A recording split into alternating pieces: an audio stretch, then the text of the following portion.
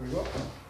Eu imagino que agora vai. A Santa Maria da internet vai ajudar a gente agora, prefeito. Estamos ao vivo.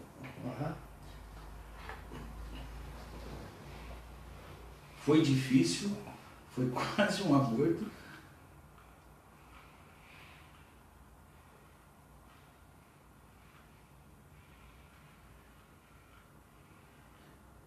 Começando agora mais um Política Já, depois de alguns entraves da internet, e hoje completando o trio de ferro dos prefeitos de Jundiaí. Primeiro veio aqui o Dr. Valmor Barbosa Martins, deu uma entrevista espetacular, considerada por alguns internautas como histórica.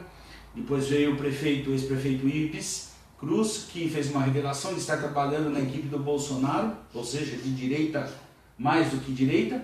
E hoje, a honra de receber o ex-prefeito André Benassi. Boa noite, prefeito. É um prazer ter o senhor aqui. Prazer muito grande, Marco. Como é que está a vida, prefeito? Trabalhando muito? Olha, Marco, você sabe que eu sou formado em Direito, eu advoguei muitos anos antes de ser prefeito, antes de ser deputado estadual, aquela coisa toda. E depois deixei a função de advocacia porque comecei outra atividade.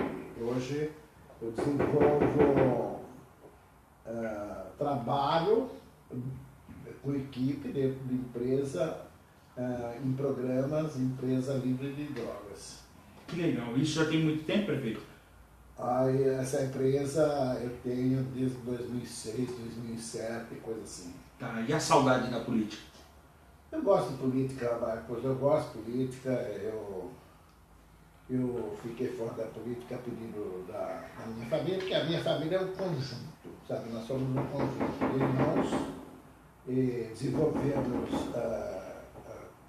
trabalho com agricultura, com comércio, tanto de combustível, que nós temos um posto de gasolina, como restaurante que tinha. Hoje o posto de gasolina é desempenhado por minha sobrinha, filha do meu irmão.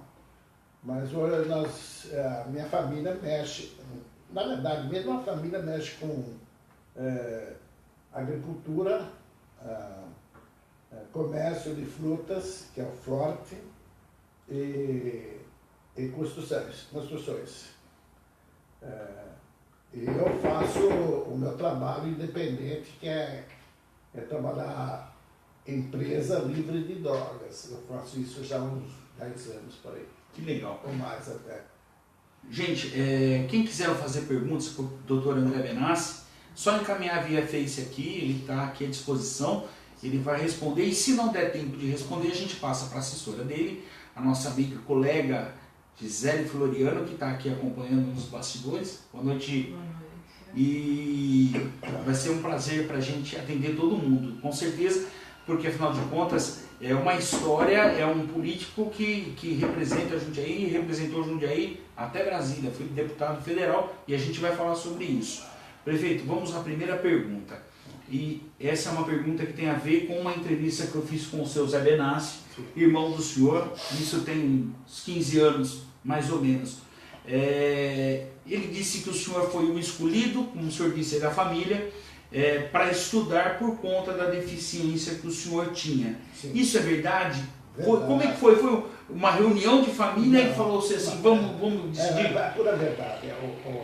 A gente era criança, minha família, todos agricultores, meus pais. Então, meu pai trabalhava, inicialmente ele trabalhava no lavoura de café. Depois ele começou a trabalhar com banana, comprava banana, vendia banana. Mas a nossa família é de formação de trabalho da agricultura. E nós trabalhávamos junto com nossos pais no café, na colheita de café principalmente. Depois, aos 9 anos, eu fazia escola rural. Aos 9 anos eu tive um problema, uma osteomielite, eu fiquei muito enfermo, fiquei com problema físico,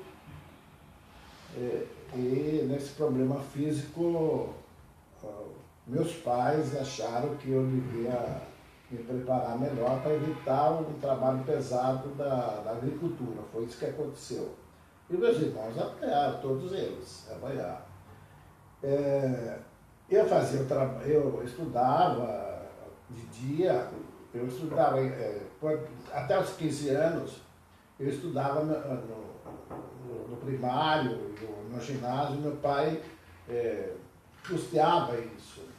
Mas aí eu comecei a querer trabalhar, porque eu não achava justo eu consumir, eu custo com escola diferente de meus irmãos e sabendo que meus pais tinham uma vida difícil. A família Benassi nessa época não tinha posses, não era considerada ali?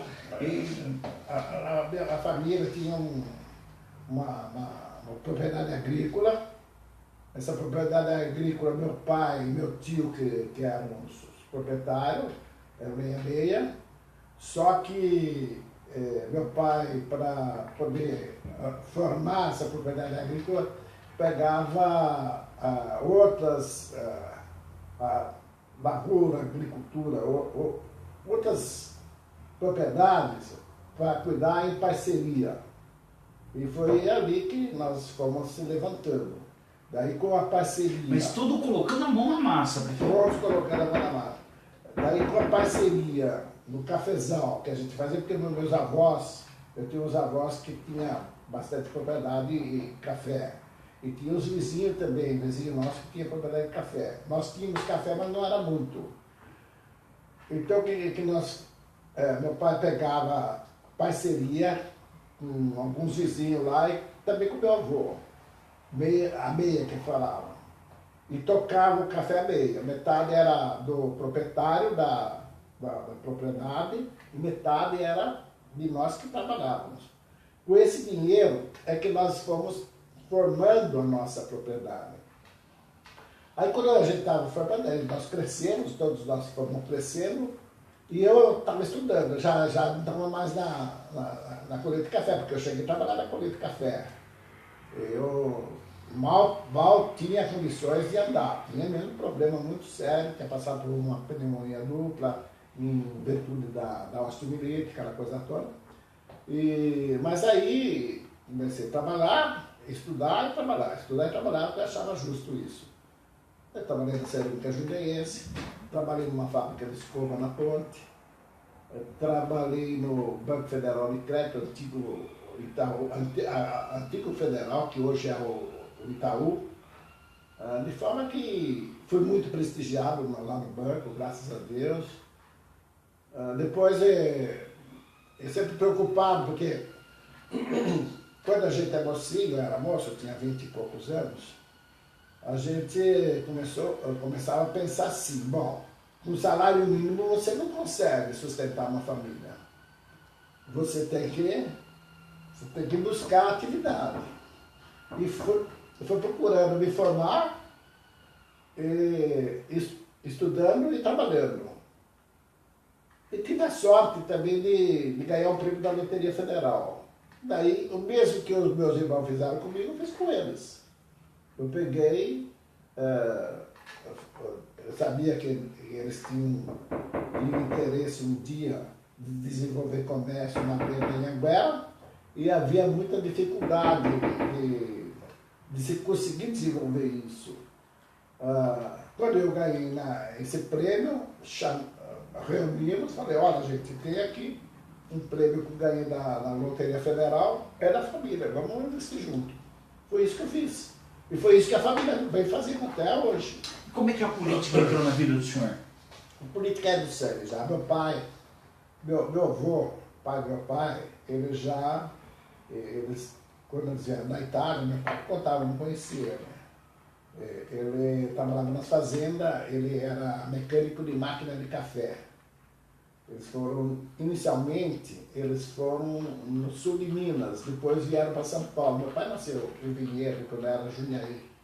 Que Vinhedo pertencia a Jundiaí. Rocinha, isso. Meu avô era mecânico de máquina de café. E meu avô era daquele pessoal, daqueles colonos, que tinha mais conhecimento. Politizado. Mais conhecimento, havia Fanfula na época, Tribuna, jornal italiano, eles recebiam. Então, aqueles outros colonos, eles sempre iam lá do meu avô para consultar sobre problemas que existiam.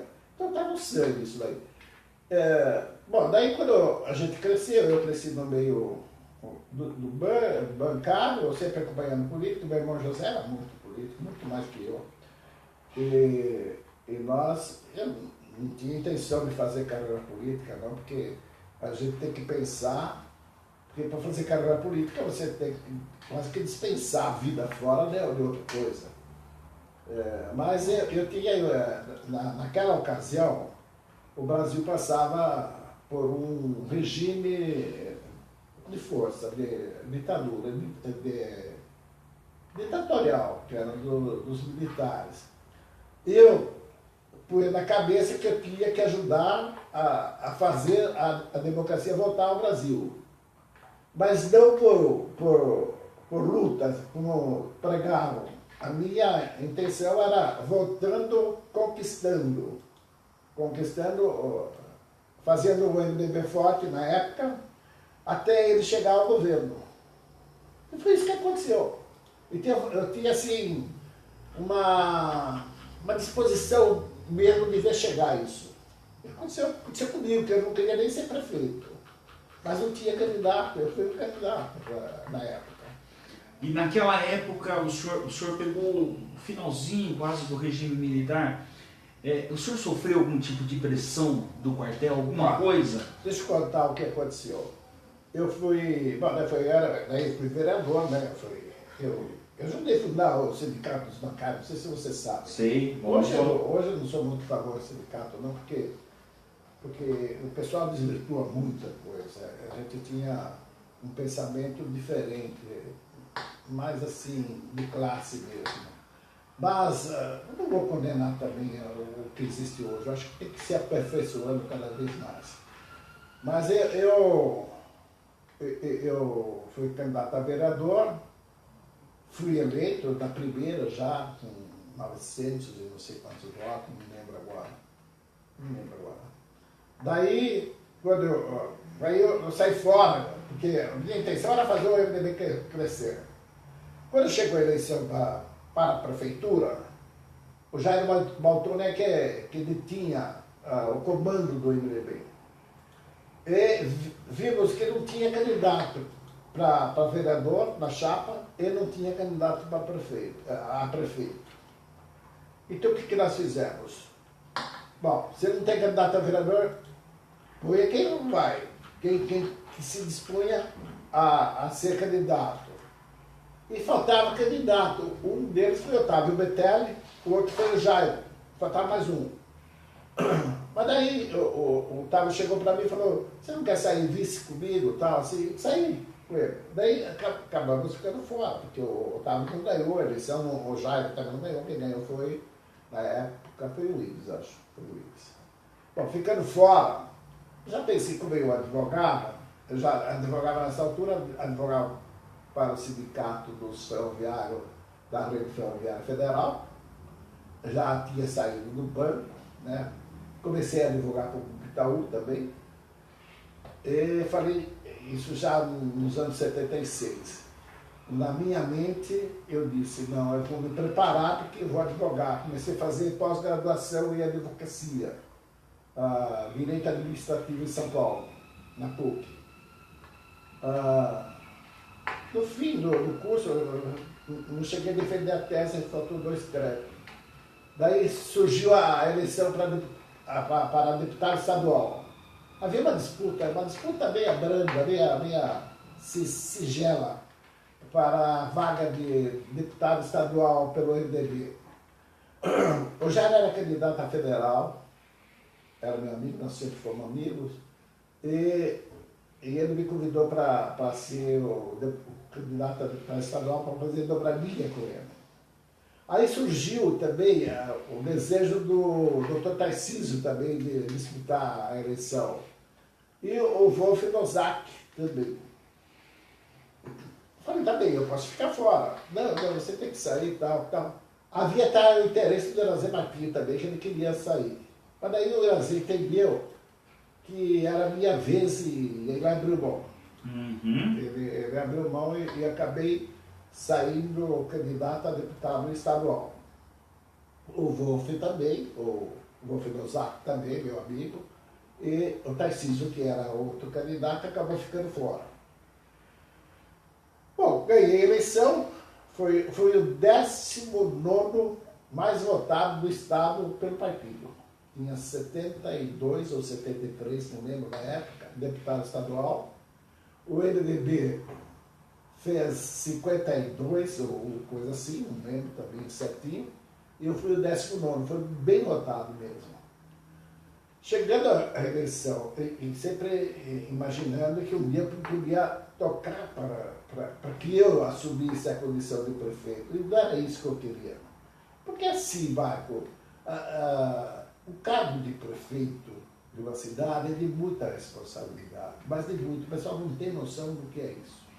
Muita gente fala, eu quero ser prefeito. É o que eu. Você não tem noção do que é isso. É muito importante ser prefeito. Mas é muito importante você saber o que você vai fazer. Você saber o que a população precisa. E, chegando à eleição, candidatos, a gente estava o Randall me ajudando. O Randall começou como estagiário comigo de advocacia. Fui eu que coloquei o Randall a disputar a eleição para vereador. Daí o Randall chegou a deputado estadual. E o Randall, nessa época, ele me assessorava também. Antes disso, ele me assessorava. Nós estávamos, assim, juntando o candidato para evitar que eu tivesse que sair. Então, nós convidamos o Valmor, convidamos o Rubens e o Luca, convidamos o Ari Fosse também. E mais alguém, não lembro quem. O Valmor veio, assinou a ficha e ficou e saiu candidato com nós. O Rubens pegou, se desfiliou na última hora e ficou na arena, né? Não era arena, já era PDS, né?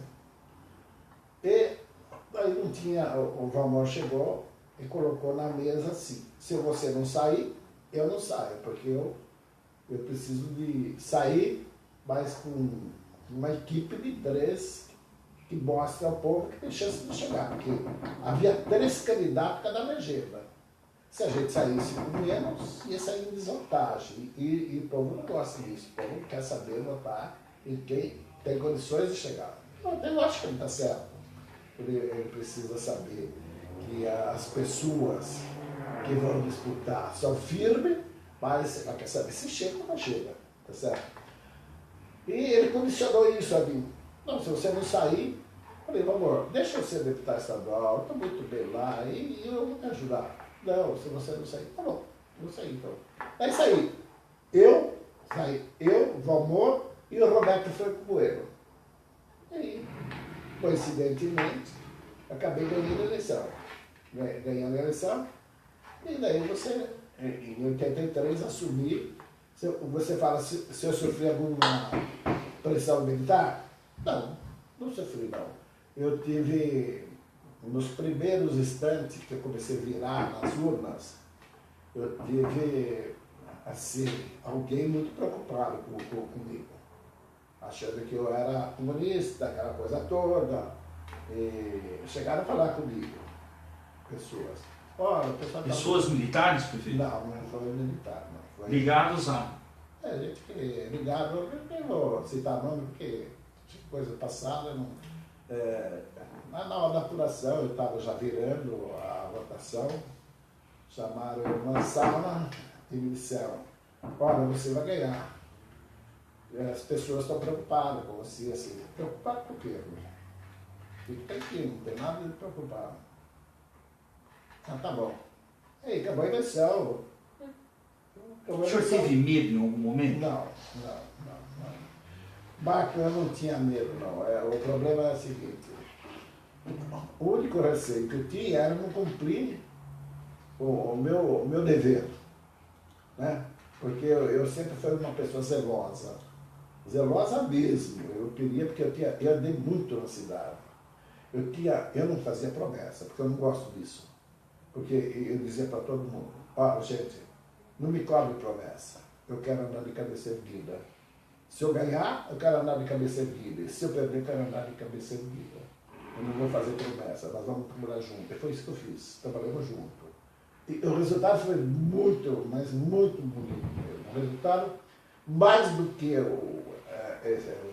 essa propaganda que se faz aí de melhoria dos bairros, foi o congraçamento das pessoas, o envolvimento das pessoas que aconteceu isso.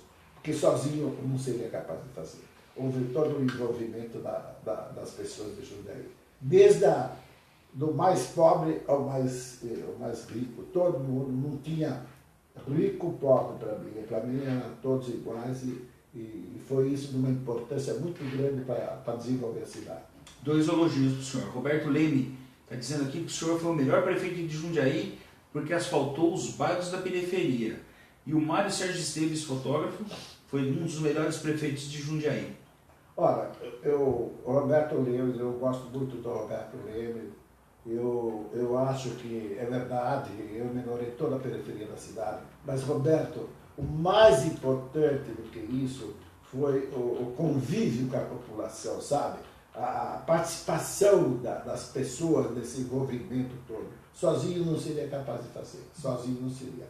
Mas houve todo o envolvimento e o pessoal que trabalhou comigo, a equipe de trabalho comigo, tinha gente assim, de alta escolaridade, mas tinha gente simples lá. Mas a gente simples era de muito trabalho também. E eu pedia isso, muito cuidado com o dinheiro público, muito envolvimento, atenção às pessoas,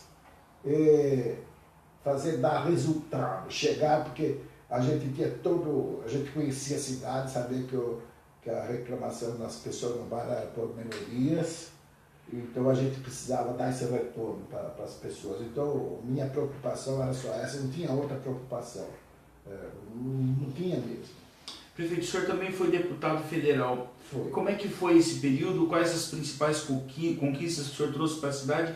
O que o senhor ficou devendo, na sua opinião, o que não deu para trazer? E já emendando uma pergunta do Marcelo Guerra. Ele fala que o senhor teve uma forte atuação na política local na região e conseguiu aglutinar muitos votos e fazer deputados na região em quantidade. E agora acaba perdendo votos para candidatos de longe. Por que acontece isso? Bom, o que está acontecendo hoje no Brasil é estranho isso. Como é que é o nome dele? Marcelo Guerra. Marcelo, você tem razão. Você tem razão. O que está acontecendo hoje no Brasil, que o nosso partido político, para ser sincero, eu sou PSDB de fundação.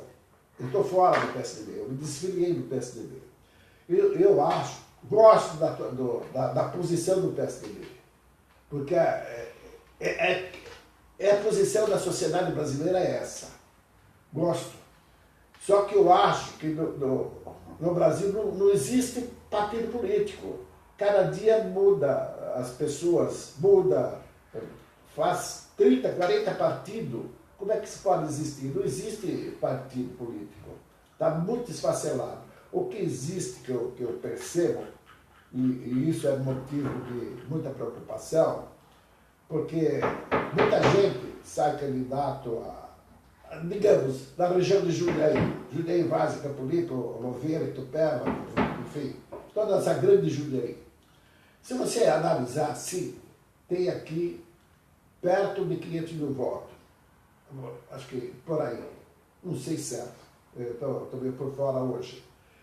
Daria para você eleger 2 deputados federal e 2 estadual. Mas o que acontece? As pessoas nem estão votando em partido hoje. As pessoas votam. Hoje existe uma pleiade, uma grande cadeia de igrejas. Você sabe que tem.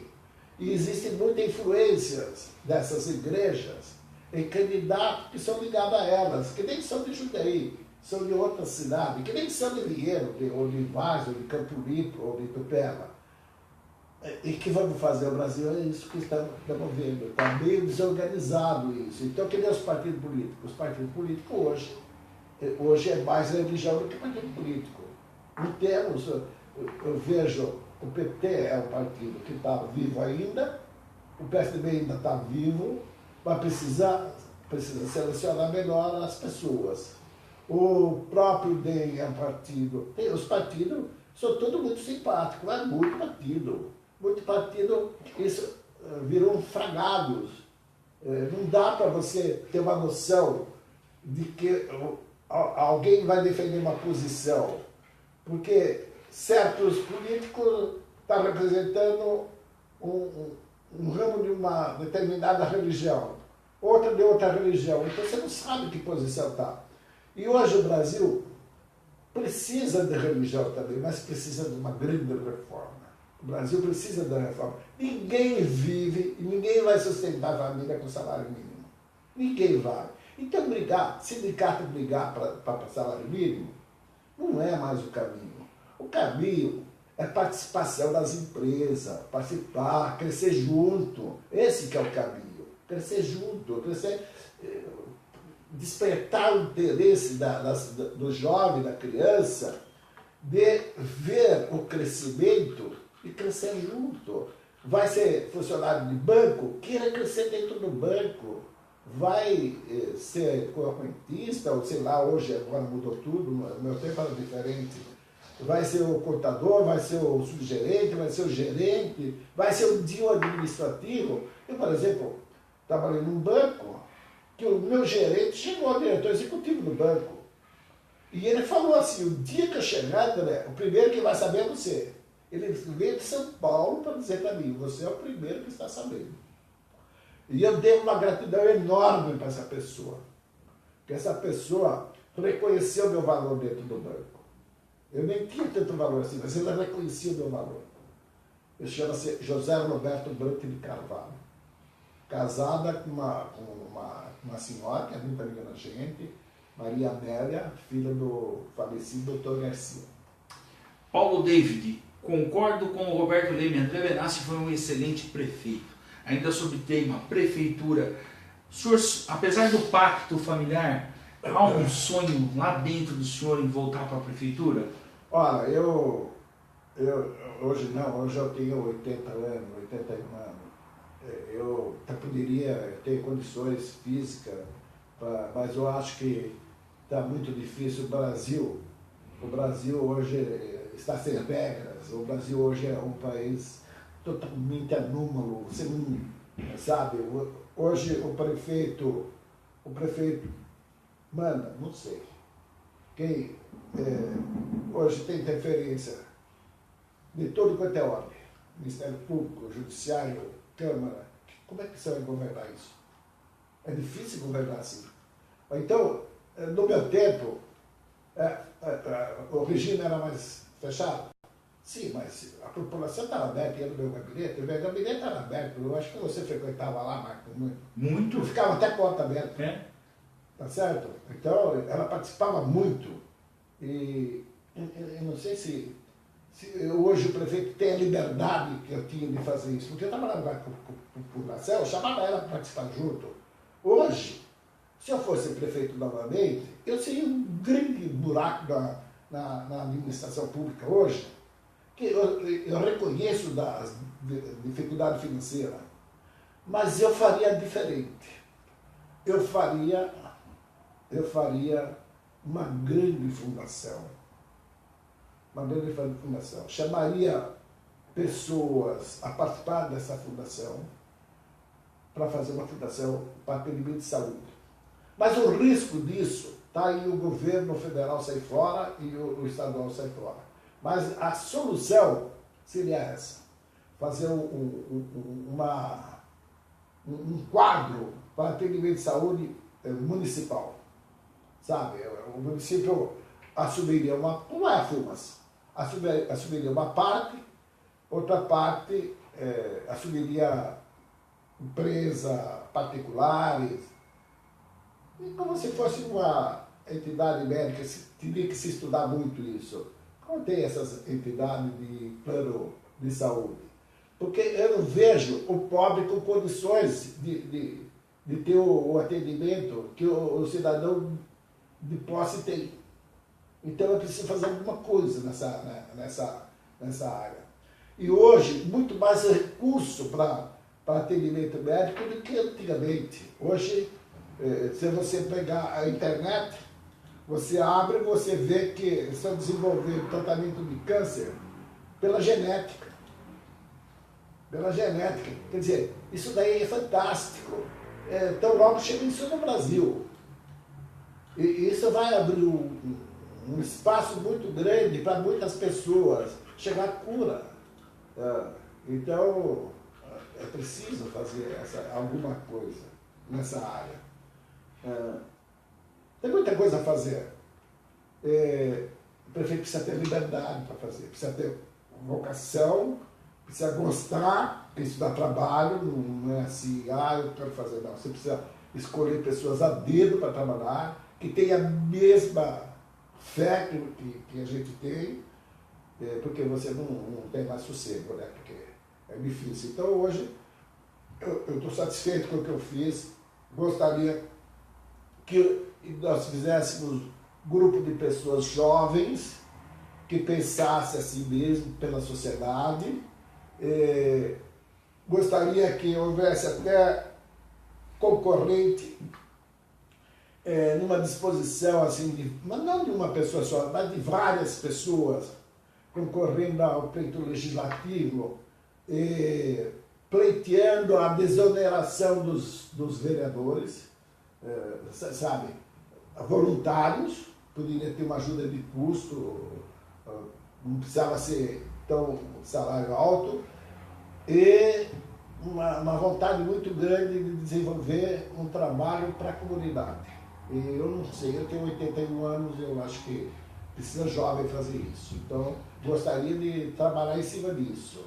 Gente, nós começamos um pouquinho atrasado hoje por conta de problemas na internet, então a gente vai dar uma esticadinha a mais. Eu vou dar uma cutucada ainda no passado do Dr. André Benassi com o Valmor e Ibis. Já até falei fora do ar para ele, mas eu vou explicar. O Valmor e o Ibis estiveram aqui e o primeiro disse que Jundiaí não sofre com a falta de água porque foi ele que iniciou a captação no rio Atibaia. O Ibis, por sua vez, disse que o projeto é do Valmor, mas que ele colocou em prática. E durante anos repetiu-se uma frase forjada no governo do senhor que Jundiaí teria água por 30 anos. Afinal, quem é o dono da água em Jundiaí? Bom, a gente precisa reconhecer que a água não nasceu agora, nem quando foi prefeito, nem quando foi prefeito Ibis, nem quando foi prefeito Valmor. Já alguns prefeitos vinham fazendo. Nós vimos a estação de tratamento lá, onde é o velório hoje. Nós tínhamos uma pequena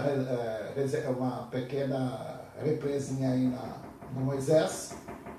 E a gente tinha também lá na Vila Hortolândia, lá na bacia. Com respeito à água, quem trouxe a água da Atibaia, primeiramente, foi o Valmor. Eu era vereador na época. Ele trouxe uma adutora de 500 milímetros. Parece que é isso. O Ibis, estou contando a história que eu conheço, eu vivi. O Ibis, quando ele assumiu, ele trabalhou intensamente para passar o Departamento de Água e Esgoto para a Sabesp. E houve uma grande rejeição do povo de Jundiaí, ele teve que abandonar esse projeto. Ele, na verdade, ele queria passar para a Sabesp, ele não conseguiu passar. Quando o prefeito Pedro Fávaro assumiu e manteve a represa do jeito que estava lá no Jundiaí. Quando eu assumi em 83... Gente, nós estamos tendo aqui um problema técnico com o vizinho, tá? Isso que vocês estão ouvindo é uma batucada do pedreiro aqui. Desculpa, gente. Vamos tentar contornar isso. Em 83, quando eu assumi, o Rui Luiz Chaves, que foi meu superintendente do Departamento de Água e Esgoto, também havia trabalhado com o Valmor. E eu convoquei, o Rui era meu amigo do tempo que eu era bancário ainda. O Rui desenvolveu um projeto para mim, lá em 1964, por aí. A amizade minha do Rui era muito longa. Eu disse, Rui, você precisa vir trabalhar comigo. Ele falou, André, mas eu preciso de você. Eu quero que você seja o meu superintendente do DAI. Tá bom. Então, ele falou assim, primeira coisa, ele falou, o DAI vai precisar fazer uma represa, vai precisar aumentar a represa. Eu falei, você, ele falou, tá bom. Assumimos. No dia seguinte, ele chegou para mim e falou assim, isso eu assumi no dia 1º de fevereiro de 1983. No dia seguinte, o Rui chegou para mim e disse, prefeito, a cidade vai ficar sem água. Nós precisamos aumentar a represa e precisamos trazer uma adutora do Atibaia e precisamos fazer uma adutora da represa até a estação de tratamento de água. Eu falei, Rui, mas com que dinheiro? Ele falou assim, bom, prefeito, lá do DAI tem uma série de funcionários da prefeitura que passaram por DAI pagar. Você faz o seguinte, você puxa de volta aqueles funcionários e mais um pouco de dinheiro a gente vai fazer. Foi isso. E foi isso que nós começamos a fazer. E daí eu disse para ele, e como é que você vai fazer? E precisa comprar as adutoras. Como é que você... Eu já fui lá na Celor, não sei onde que é. Eu fui lá na empresa e ele só vende na ficha. Viu? Eu falei, então como é que nós vamos fazer? Não tem dinheiro. Não, mas a gente acerta. A gente acerta lá. Cada caminhão que vem, a gente paga e vai buscar outro. Foi assim que foi feito. Foi feito assim mesmo, não tinha dinheiro. E a gente foi trazendo cano, foi posto um cano na praça para o povo ver. Teve gente que fez gozação. Eu falei, Rui, aqueles tubos lá na praça não fica bem. Não, precisa deixar lá que o povo precisa ver. Tá bom. E ao longo de algum tempo nós fizemos uma adutora, que é da represa ao centro de tratamento. E a represa, agora temos que fazer a represa e temos que fazer a outra adutora, que é do Atibaia. Aquela lá da represa até o centro de tratamento são 6 quilômetros, de 1,20 m de diâmetro, coisa assim. E aquela do Atibaia até o Rio Junemirim são 11 quilômetros, de 1,20 m também, uma coisa assim. Foi isso que aconteceu. Nós fomos fazendo. O próprio pessoal do DAI, e eu devo reconhecer isso, foi um pessoal muito eficiente, é que um cidadão, uma reta escavadeira, foi colocando aqueles tubos lá. Houve até um questionamento, uma certa empresa grande de São Paulo veio questionar como é que nós estávamos fazendo aqueles tubos lá, que empresa era que estava fazendo. Me falaram que disseram assim, é o fulano e a reta escavadeira que você está vendo aí, que é a grande empresa que você pensa que tem. Foi essa. E fizemos a adutora, não concluí porque faltou 1,5 km, acabei concluindo na segunda gestão que eu fui prefeito. E a represa fui fazendo também, só que eu acabei concluindo na segunda gestão também. O Rio Jundiaí é outro problema. Então, o Rio Jundiaí, quando nós pensamos, porque isso está tudo no meu programa, para colocar no meu programa de excluir o Rio, eu questionei, eu falei, vocês vão fazer isso, prometer isso, depois não acontece? Olha, já me meti falando, não, prefeito, e o Rio está aí junto. Deixa eu só fazer uma observação. O professor Maurício Ferreira, que é dono do sebo Jundiaí, ele fala que o senhor e o Jaime Martins são os principais responsáveis pelo início da recuperação do Rio Jundiaí nos anos 80. Como o senhor se sentiu vendo de volta as garças, paturis, capivaras no rio? Sabe o que me senti? Eu dizia assim, quando me falaram de excluir, eu falei, olha, vocês ficam prometendo, começando muito difícil fazer, mas vamos tentar, vamos fazer. Nós falamos, o Rui é um entusiasta também muito grande, o Rui Chaves e o Jaime, nós começamos a fazer reuniões com o prefeito e da região também. Vamos fazer, vamos chamar os empresários, vamos participar, o Estado participa com uma parte, aconteceu. Aconteceu isso.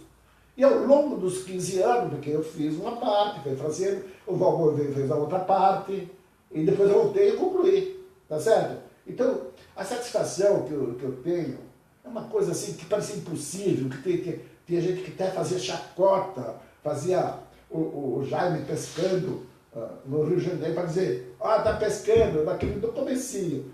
Fazia, acho que está de mim também, a meu respeito. Mas eu falava, gente, paciência, esse negócio não se faz do dia para a noite, sabe? Ao longo do tempo ela tem que começar a fazer. Vamos fazer. Foi de fato, aconteceu isso.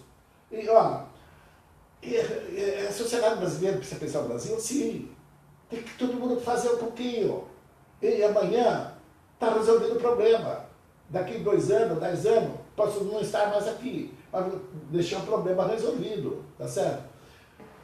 Eu penso o Brasil assim. Quem pensa o Brasil amanhã, tem gente que pensa que o militar não quer mais saber, não quer, ele sofreu muito militar.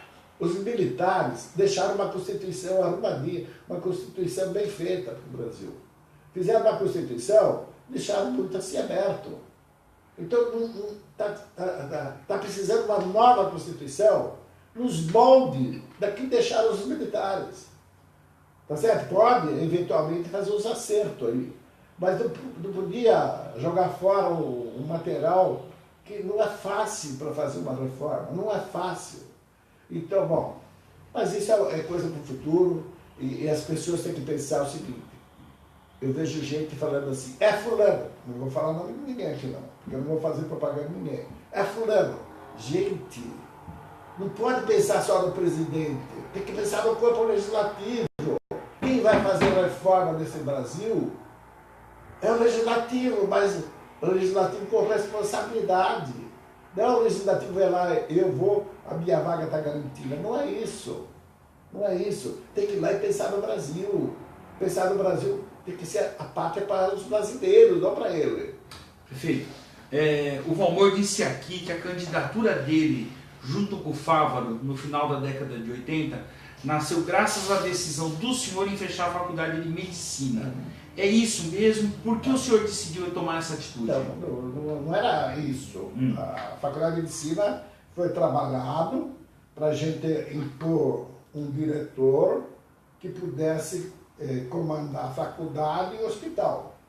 E não ficasse o diretor da faculdade e no hospital, o diretor da faculdade não deixava a prefeitura conduzir o hospital. Então a prefeitura queria hospital para a sociedade e a escola queria o hospital para ela. O que a gente queria era os dois. O que a gente queria era fazer uma administração que fosse integrada. Porque havia muito naquela época, Marcos, não sei se você sabia ou soube, tinha gente que ia marcar uma cirurgia, levava 3, 4 meses para marcar uma cirurgia. Quando ia para a mesa da cirurgia, alguém que ia dar a anestesia dizia o seguinte, hoje é meu dia de greve. Então não se faz a cirurgia, porque era dia de greve do cidadão, dispensava o paciente, coitado do paciente já tinha dificuldade para ir, né? Muitos deles não era capaz de subir em ônibus, porque era mesmo, aquela coisa toda. Bom, desmarcava. Quando voltava, daí mais alguns meses voltava para a cirurgia, pensando em fazer cirurgia, era dia do outro ficar de greve. Quer dizer, não pode, uma coisa assim não pode continuar. Foi isso que aconteceu. Nós quisemos impor ordem nas duas coisas, não foi querer fechar para fechar. Queria pôr ordem. Se não tem ordem, melhor fechar. Foi isso que aconteceu. Cruzamento da Rua Engenheiro Molevade com a Avenida dos Ferroviários a uma grande peça de concreto. Aquilo seria um viaduto, é da época do senhor? Era para ser a transposição? Era para ser da Ponte São João. E o que aconteceu? Por que não virou, prefeito? Porque não virou, deixa eu explicar. Eu estava saindo do mandato, estava no final do mandato, e tinha uma promessa do governo Quércia de fazer o viaduto para a cidade. E tinha o plano cruzado, lembra? Cruzado. Quem não lembra? Então, o Quércia falou, tá bom, eu vou investir na época, 8 milhões no viaduto. Tá bom. Então tá bom, só que vocês precisam fazer alguma coisa também. Nós começamos a fazer a contrapartida. nossa parte, contrapartida. Nós começamos a fazer de entrada. Só que estourou o plano cruzado, o governo falou, não dá mais para fazer. Porque aquilo que era 8 virou 28 e tal. Não dá para fazer. O que você vai fazer? Não dá para fazer. Então ficou lá mesmo.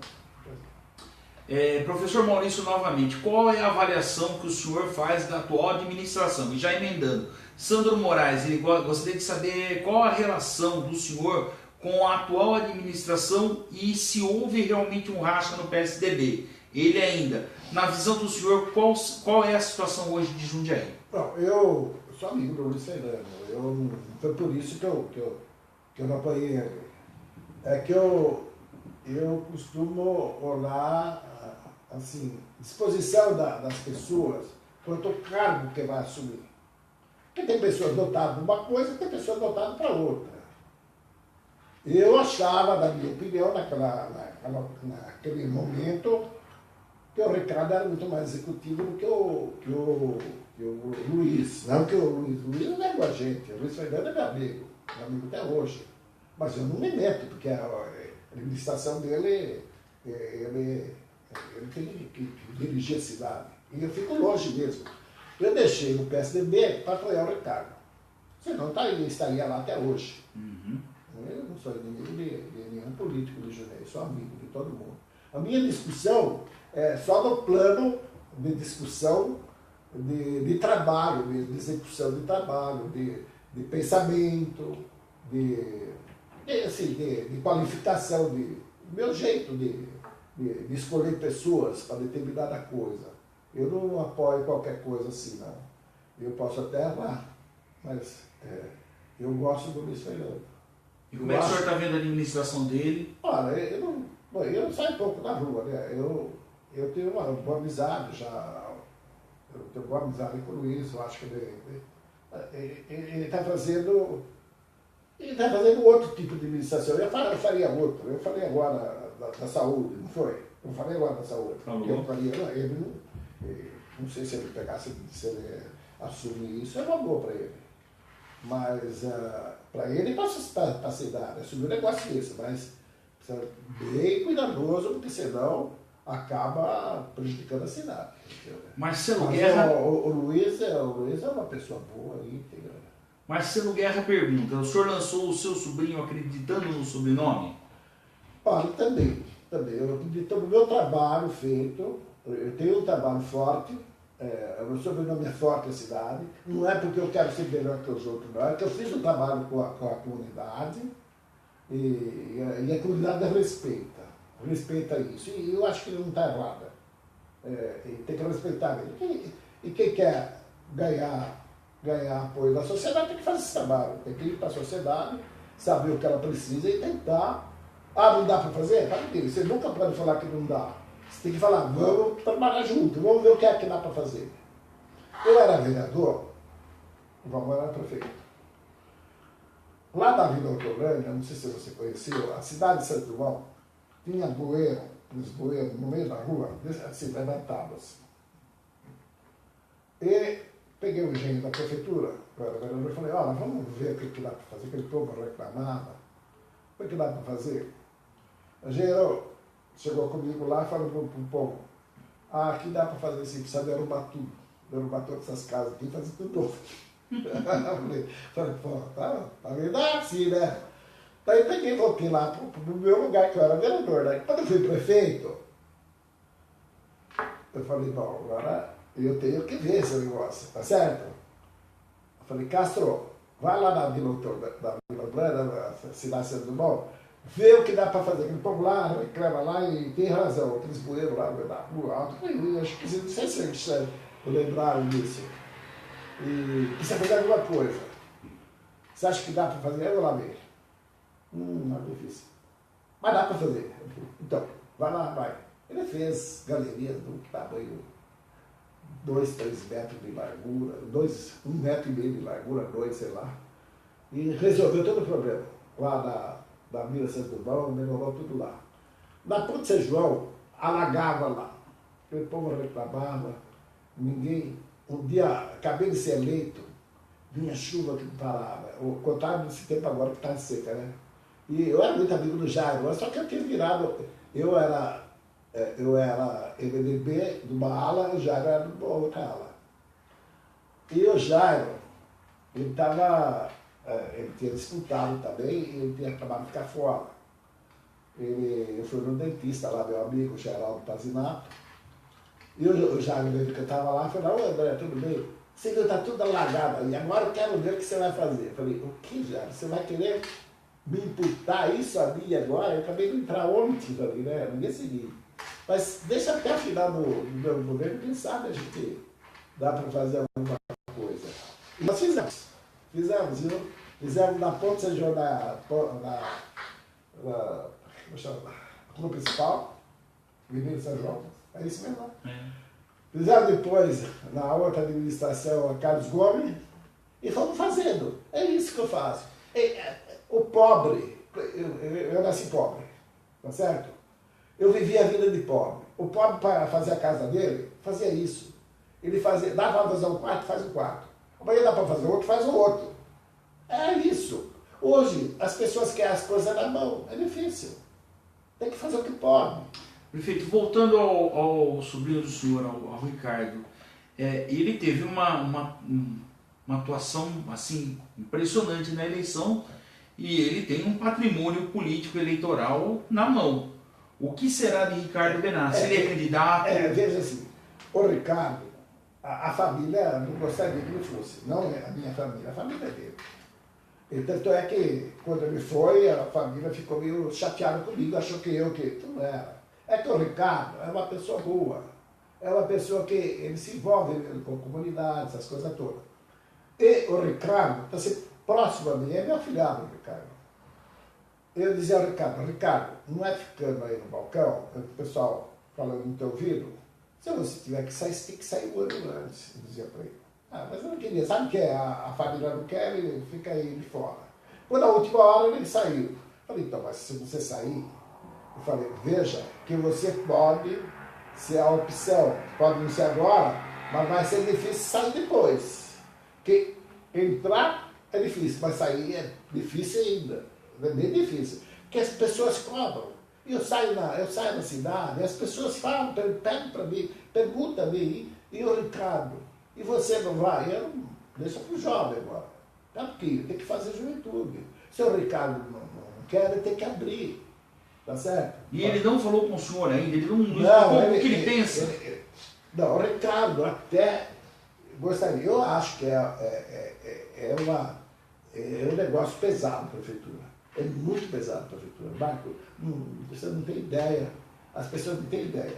Pelo senhor, ele quer resolver problema de comunidade. É muito grande. Funcionário que quer isso, transporte coletivo, enfim, todo quanto é ordem, você tem que ficar aí. É muito melhor ser governador do que prefeito. Quer dizer, melhor para a população é o prefeito, que está junto. Mas para o prefeito, o governador.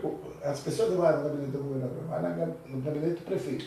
O senhor acha então que o caminho hoje para o Ricardo... O caminho para o Ricardo sair é preciso uma grande pressão popular, porque eu não sei se ele vai despontar a vontade assim. E o melhor seria, na opinião do senhor, deputado hoje?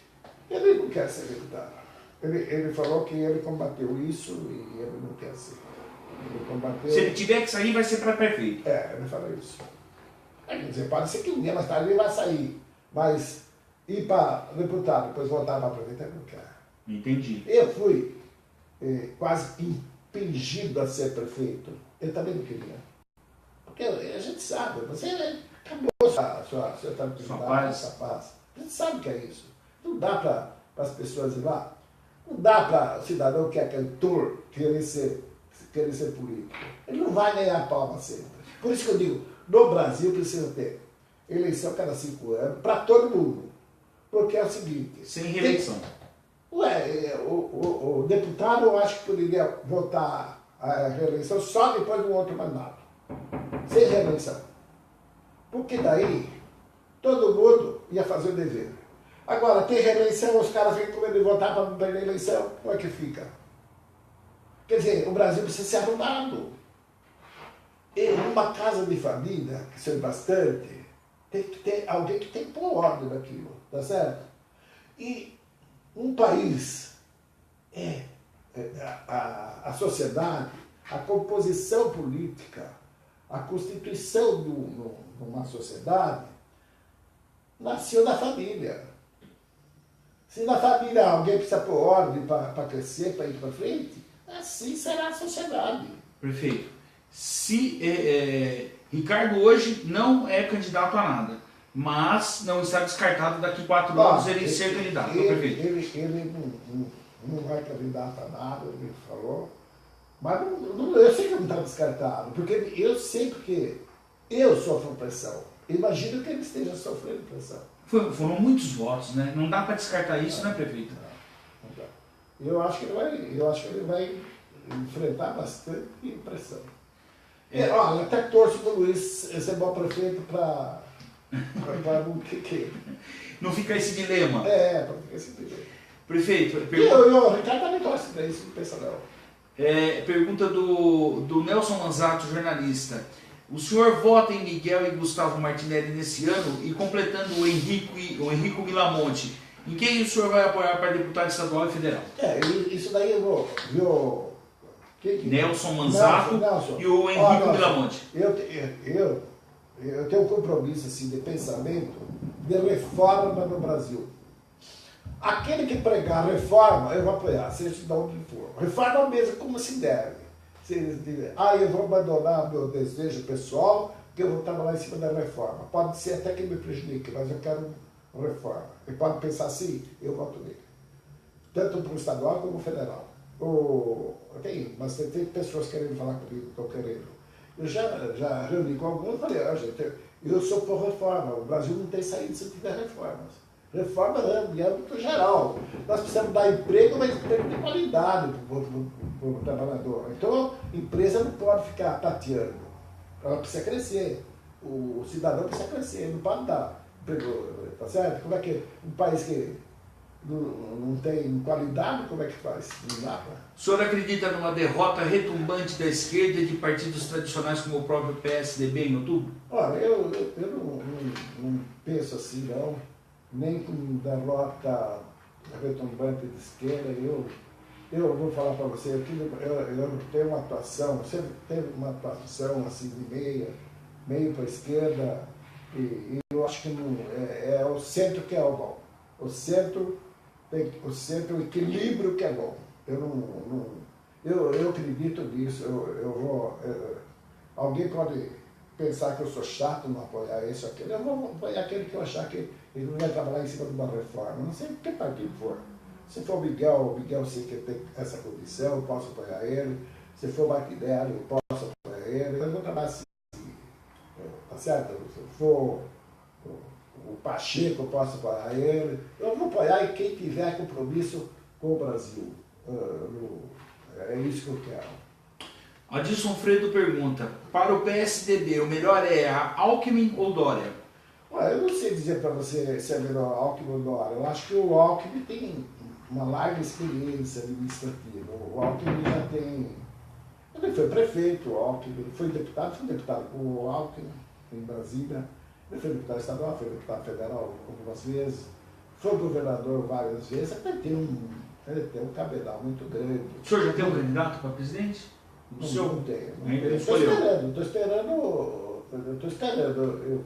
Eu tenho que acreditar. Mas já sabe em quem não vai votar. Eu sei. Isso o senhor já sabe. Sim. Eu tenho em mente que se for o Alckmin, eu vou trabalhar para ele. E se for o Dória, eu vou trabalhar para ele. Tenho em mente isso. Mas eu quero ver na boca dele o desejo de reforma. De qualquer um dos dois. Se começar com minhas palavras, porque o próprio Alckmin e o Zé Sérgio, que são meus amigos, deixaram de apoiar o plano do Fernando Henrique, que foi bom para o Brasil. Sim. Deixaram, e eu achei muito ruim na época. Por que eu assumi isso? Você viu o que aconteceu, né? Meu prefeito, o senhor está falando tanto de reforma, e se o Bolsonaro apresentar um pacote de reforma? Se for ele, mas Bolsonaro, eu não posso criticar ninguém, porque eu não tenho esse direito. tá certo? Deixa ele vai fazer a propaganda dele na televisão. Eu tenho problema com o Bolsonaro com muito assim, tempestividade dele, sabe? Achar que vai roubar. O meu medo é pessoas que vai achar que vai roubar o Brasil amanhã. Não vai acontecer isso. Para roubar o Brasil precisa ter o Congresso que fala a mesma língua e um presidente que tem essa disposição de fazer. Agora, se o presidente se julga o superior e querer resolver, vai acontecer com o Collor. Ou vai acontecer com o Hugo Chávez da Venezuela. Fez todo aquele carnaval, achou que ele ia fazer, depois virou uma ditadura lá, tá até hoje, tá até todo mundo sofrendo. Então, o meu medo é esse. Então, eu quero ver pessoa centrada, pessoa consciente do que vai fazer, porque eu não quero ver esse país na mão de um déspota, de um totalitário que vai perseguir pessoas, vai matar pessoas, não se sabe o que vai fazer. Marcelo Guerra mandou 2 vezes essa pergunta. Ele quer saber do senhor o seguinte: o André Benassi confia na urna eletrônica? Olha, eu não tenho motivo para não confiar, mas também não tenho motivo para confiar, tá certo? Então não sei dizer para você. Tá, vamos lá então para o último bloquinho de perguntas, sem tomar muito tempo do senhor, já estamos estourando o horário agora. Quem foi o melhor prefeito de Jundiaí, tirando André Benassi? Não, então, os prefeitos de Jundiaí trabalharam bem, sim. Eu acho que o Valmor foi um bom prefeito de Jundiaí, foi, sim, sem dúvida alguma, ele foi um bom prefeito. Eu acho que o Ives fez a parte dele também, houve muito questionamento, houve muito... ele provocou muito problema, isso acontece. O Pedro Fábio foi um bom prefeito, o Ari Forte foi um ótimo prefeito também. Então nós tivemos um bom prefeito. O Vasco requerou, não se pode esquecer o Vasco, tá certo? Tivemos o Maílson Viana, que na época eu era mocinho, não sei dizer para você, mas eu conheço bem a história sobre o Vasco, que me falavam, tal. O Vasco, o Luiz Lator foi o prefeito assim, centrado, tipo assim, Pedro Fábio, que não houve muito questionamento. Agora, o Valmor, ele provocou o começo da Revolução em Jundiaí, o Valmor começou. E o Ives caminhou diferente, ele usou mais o espírito mais assim, totalitário, como ele próprio declarou aqui. Mas eu não tenho queixa assim dele, mas ele tem esses problemas. Vocês se encontram? Como é que é o relacionamento hoje? Bom, eu tenho relacionamento com todos eles. Eu nunca tive inimizade com pessoas. As pessoas podem ter comigo, mas eu não tenho. O que tem que falar, eu falo. Eu sou aquilo que você me vê na rua, eu sou isso. Alguém falou para mim outro dia, poxa, o senhor é muito simples. Olha, eu nasci simples. Eu gosto de conservar isso. Eu sou do jeito que eu sempre fui. Eu não quero mudar nada. Eu sou isso. Do jeito que eu sou isso, eu não vou querer mudar nada. Se o senhor pudesse fazer algo que não fez nos 2 mandatos, o que seria? Olha, tudo que eu queria fazer, eu fiz. Eu acho que poderia, se eu tivesse à disposição, eu poderia continuar fazendo. Eu ia fazer uma revolução. Agora foi feita uma revolução na cidade. Se tivesse reeleição na época do senhor seria reeleito? Seria, teria certeza. Tranquilo? Não posso dizer que é tranquilo, porque a gente nunca sabe, mas eu seria, pode ser até que eu não fosse, mas eu tinha condições de disputar, sim. O senhor guarda alguma mágoa? Não, nenhuma. Nenhuma? Não. De ninguém? De ninguém. Como é que o senhor gostaria de ser lembrado daqui 100 anos? Um amigo da população, como um homem que foi justo, que foi honesto com a comunidade, que teve uma vida simples, modesta, pode ter o que for e manter essa linha. Gente, terminamos aqui uma baita de uma entrevista com o prefeito André Benassi. Assim a gente terminou um ciclo, os 3 prefeitos mais antigos da cidade, que ainda estão vivos, e a gente tentou contar um pouquinho da história dessas pessoas tão importantes para o passado de Jundiaí e que hoje, se eles não tivessem feito o que fizeram antigamente, a cidade de Jundiaí não seria o que é hoje, com certeza. Deve-se muito a Valmor, a Ives e ao Dr. André Benassi, que está aqui, e assim, é impressionante a lucidez desde os três, como eles analisam, como encaram a cidade. Foi um prazer enorme. A gente vai continuar trazendo esses políticos das antigas para realmente resgatar o passado político de Jundiaí. Esse é um dos objetivos do Política Já. Então, na próxima semana tem mais. A gente agradece a todos que acompanharam aqui a entrevista com o Dr. André e agradece imensamente, não tem tamanho a grandeza, a gentileza do senhor de ter participado dessa hora aqui com a gente. Eu queria deixar aqui o meu reconhecimento. Você falou o que eu gostaria de ser. Reconhecido só. Reconhecido pelo trabalho. Não quero ser mais nem menos do que qualquer um. Eu quero ser reconhecido pelo trabalho, que possa ser exemplo para muitas outras pessoas que venham disputar esse cargo.